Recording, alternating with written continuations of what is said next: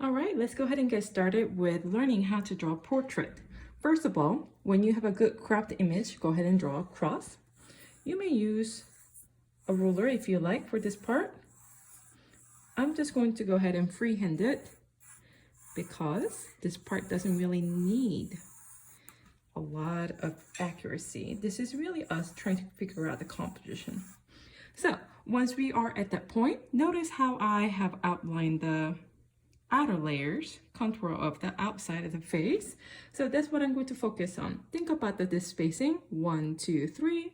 So I'm thinking in about a third, this is where your ear is going to end, about halfway but to the left. So I'm going to cut it in half, and to the left, this is where other hair will be. So I'm just going to go ahead and give it a little spacing.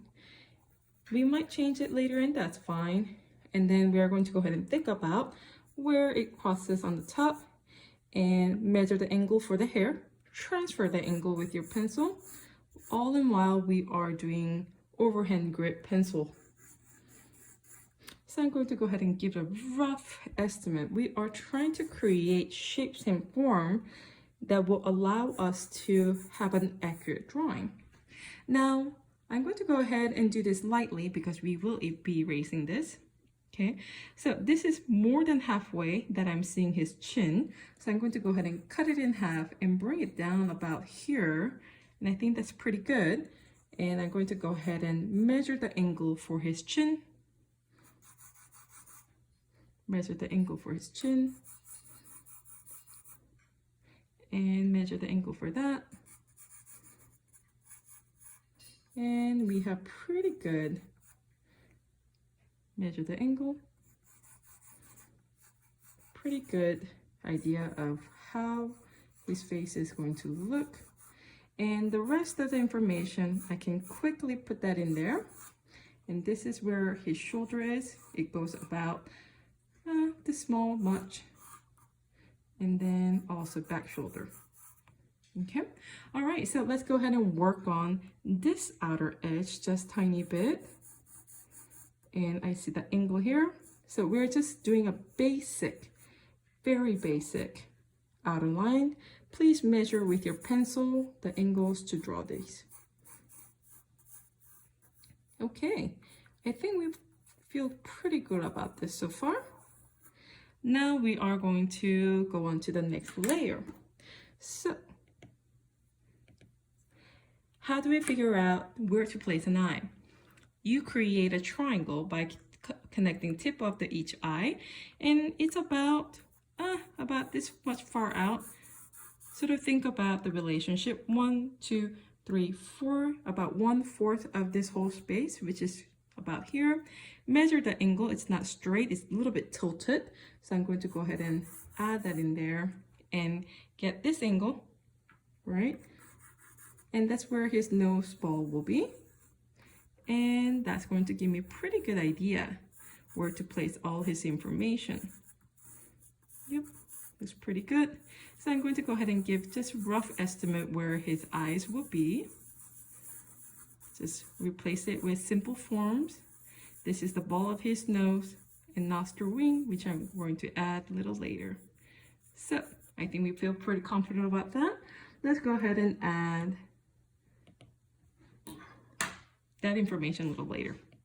All right, so I am going to have a change of pencil and change my grip as well to pencil grip here, and I'm going to start adding details. We all learned how to draw an eye by now. So we're going to go ahead and start with the tear duct, and I'm going to go ahead and get rid of this for now so that we can get close. And you can sort of see here, if this is whole thing, his tear duct and tip of the eye is about 1, 2, 3, 4. So I'm just going to go ahead and give it a good estimate and divide that into 4. And I will say that will be his eyes. Let's measure the angle of his eyes here. If you look at it, this is what we are looking for, that angle.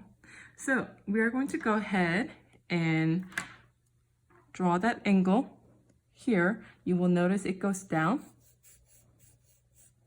And once we find that, I'm going to go ahead and start with the tear duct, measure this angle, it goes up, and measure this angle. This is the highest point and it angles down. Again, drawing portrait is all about measuring angles with your pencil. Once you master that, it's just going to become so much easier on everything else. And that's the lowest point. And I'm going to go ahead and add the tear duct here.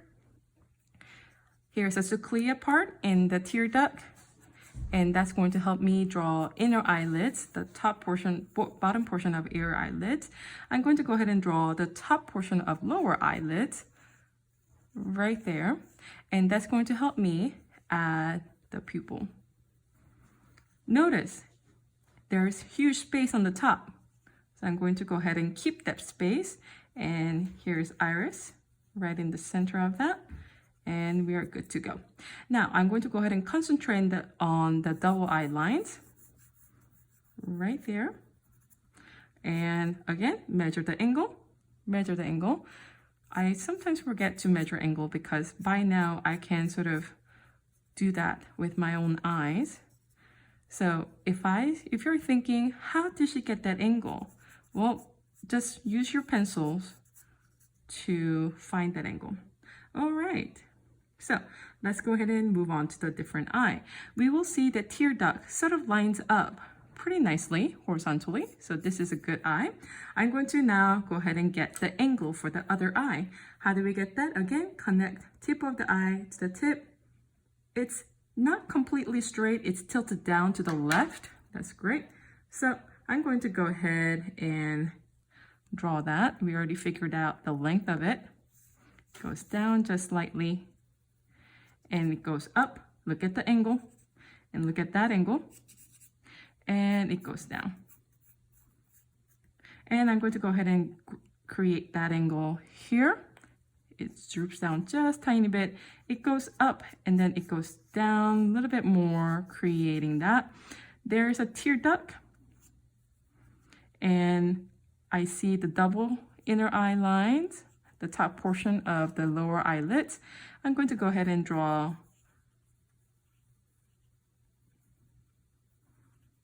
the pupil and iris. And we are good to go. Let's go ahead and draw the double eyelids that we see on the top. And one more right there. And we're not shading, we're just going to outline the shade. So we should be pretty good. All right, now this is the glabella of the nose, which will be a great way for us to figure out where to place our eyebrows. So this is that upside down triangle that I was referring to. So here's his eyebrows. Oops. And I'm going to go ahead and zoom in. Ooh, having all sorts of technical issues. Okay, and the eyebrow sort of follows and it's right there. And I'm going to go ahead and do that too on the other side. Glabella is a great way for you to figure out where to place your eyebrows. All right, very good. Now let's go ahead and get to the nose. So the nose is tilted. If you sort of take a look at it, if I was to take center point from here and draw a line to the tip of the nose, is tilted to the left. So that's what I'm going to do, tilt it to the left. It goes a little bit beyond the center line, and this is a pretty good angle, triangle, right? So I'm going to go ahead and put the ball of his nose, and I'm going to take a look at this. The nostril wing hooks, and I know it's really hard to see, but there's an opening here, and I'm going to honor that as much as possible because our nostril wings have a thickness that's going to allow us to draw all that. Same thing, nostril wing, just surrounding it and let it go. Now, maxilla part of the nose, which is the side of the nose, we don't really see a lot of harsh lines, but I do see a hint of a shadow. So I'm just going to add a hint of shadow very lightly, and that is it. Now, I know, the nose is done. Very simple, right? Now, let's go ahead and talk about the septum of the nose, how it's connected to that Cupid's belly.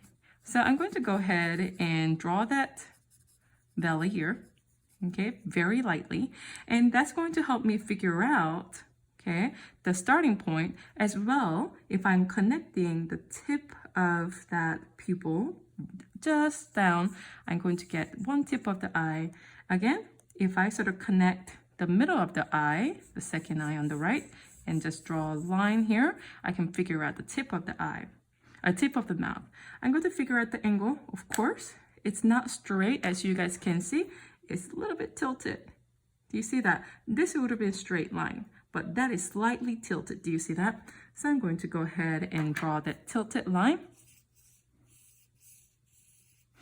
And I'm going to go ahead and start drawing the outer layer of the lips.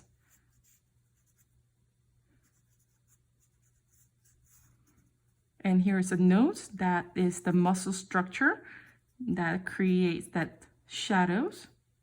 That also is responsible of allowing our mouth to contract and expand.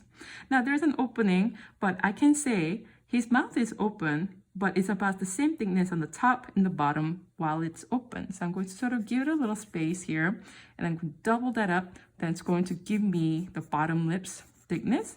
And I don't really see any lines here. It's really a different, same tonal value. So I'm going to go ahead and just create the shadow and leave it at that. And I'm going to go ahead and draw the upper part of the lips, upper part of the lower lips.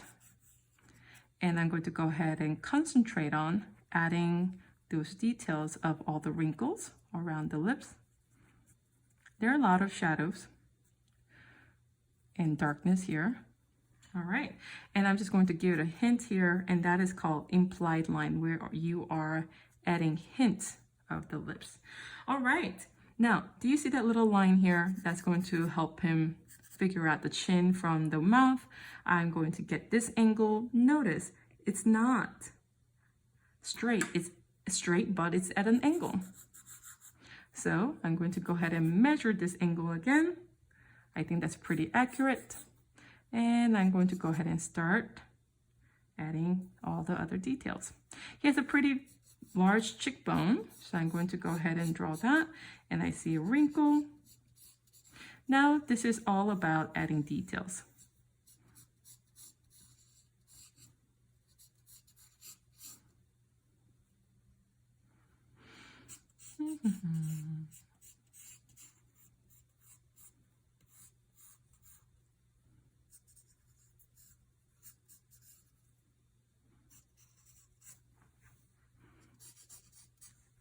All right, I feel like my forehead is a little too short here, because if I think about this proportion in here, it's about glabella to the tip of the mouth. So it's about the same length. So I'm going to go ahead and take that distance here, double it up. This is where his forehead is. Oh, I made a mistake earlier. So I'm going to go ahead and draw his forehead.